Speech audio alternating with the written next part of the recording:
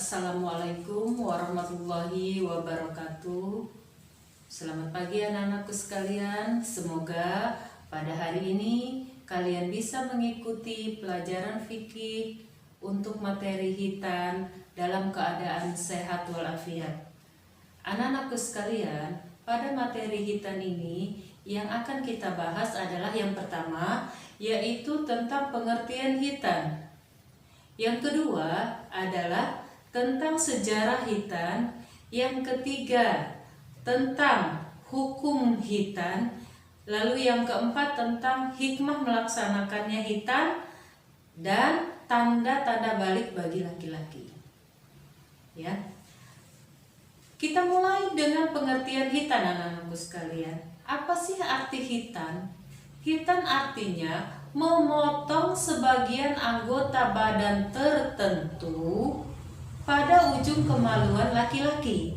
Jadi kalau jarinya terpotong, itu bukan hitan ya anak-anakku sekalian. Ya, karena bukan dari pengertian yang Ibu sebutkan tadi. Kalau jarinya terpotong atau kakinya terpotong mungkin luka saja, tapi itu bukan hitan. Karena hitan, apa tadi anak-anakku sekalian yang sudah Ibu jelaskan? Ya, hitan adalah memotong ujung kemaluan dari laki-laki, ya, memotong anggota badan tertentu dari ujung kemaluan laki-laki. Itu pengertian hitan. Lalu yang kedua, sejarah hitan. Sejarah hitan dimulai dengan perintah Allah yang memerintahkan kepada Nabi Ibrahim untuk melaksanakan hitan. Pada saat itu usia Nabi Ibrahim masih bukan termasuk muda anak-anakku sekalian. Nabi Ibrahim diperintahkan oleh Allah untuk menghitankan dirinya sendiri itu pada usia 80 tahun. Pada usia 80 tahun Nabi Ibrahim melaksanakan hitan yang diperintahkan oleh Allah, diikuti oleh anak beliau, yaitu nanti akan di dalam sejarahnya dijelaskan bahwa pada Nabi Ismail akan dihitan pada usia 13 tahun. Jadi hitan ini sejarah asal muasalnya yaitu diperintahkan oleh Allah kepada Nabi Ibrahim untuk menghitan. Dalam satu riwayat diceritakan bahwa Nabi Ibrahim itu dihitan dengan menggunakan kudung. Dalam bahasa Indonesia pengertiannya itu kampak. Tapi kalian gak usah berasumsi kampak yang untuk kayu atau untuk yang motong yang dan sebagainya, jangan. Nanti kalian malah takut. Yang belum hitan masih banyak ya di kelas 5 ya. Nah, kalau yang sebelum hitan bilang sama orang tuanya minta dihitan. Ya. Lalu yang ketiga yaitu tentang hukum hitan. Apa sih hukum hitan bagi laki-laki? Nah, hukum hitan bagi laki-laki adalah wajib. Lalu perempuan dihitan enggak? Perempuan dihitan.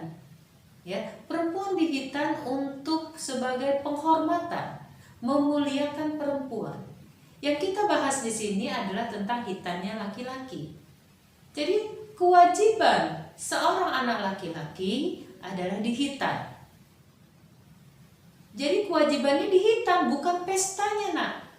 Terkadang di masyarakat kita ini kalau nggak pesta, aduh nggak enak, aduh belum sah. Sebenarnya yang sahnya itu hitannya, bukan pestanya. Nggak pesta juga nggak apa-apa, karena pentingnya hitan itu melaksanakan kewajiban perintah dari Allah Subhanahu wa Ta'ala.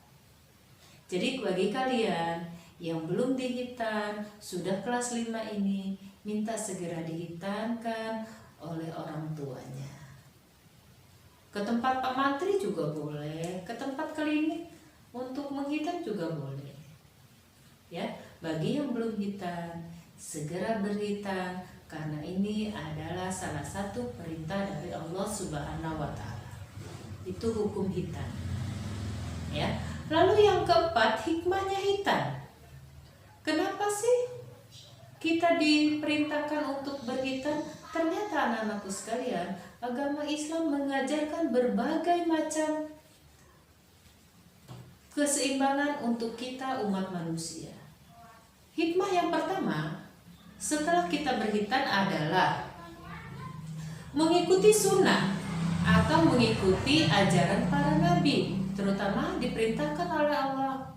Awal muasalnya adalah Nabi Ibrahim. Jadi kalau kita mengikuti ajaran Nabi, berarti kita harus berhitan. Itu hikmah yang pertama. Lalu hikmah yang kedua adalah sebagai pembeda. Pembeda bahwa kalian itu memiliki ciri khas seorang muslim. Karena setiap seorang muslim berkewajiban untuk dihitan. Lalu hikmah yang ketiga adalah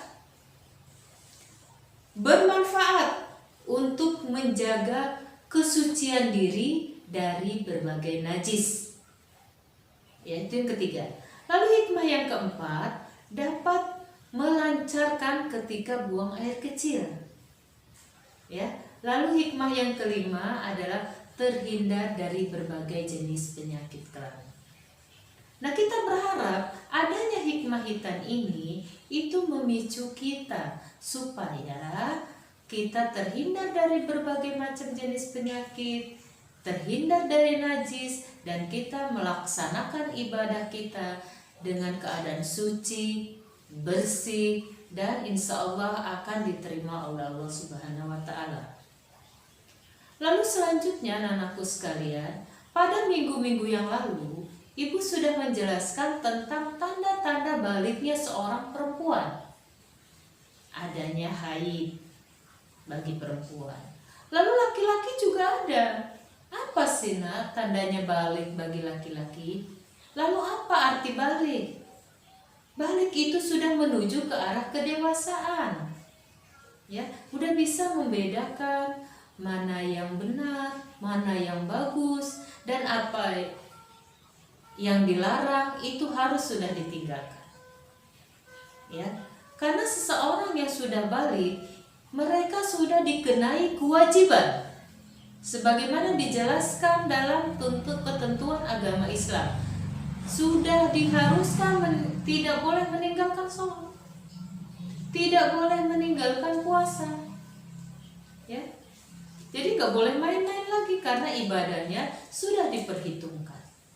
Lalu apa saja tanda-tanda balik bagi seorang laki-laki? Ini dijelaskan anak-anakku sekalian. Kalian bisa buka bukunya itu pada halaman 28 sampai 29.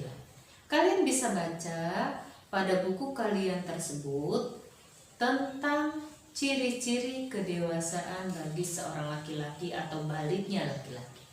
Sekarang Ibu akan jelaskan tentang selintasnya saja.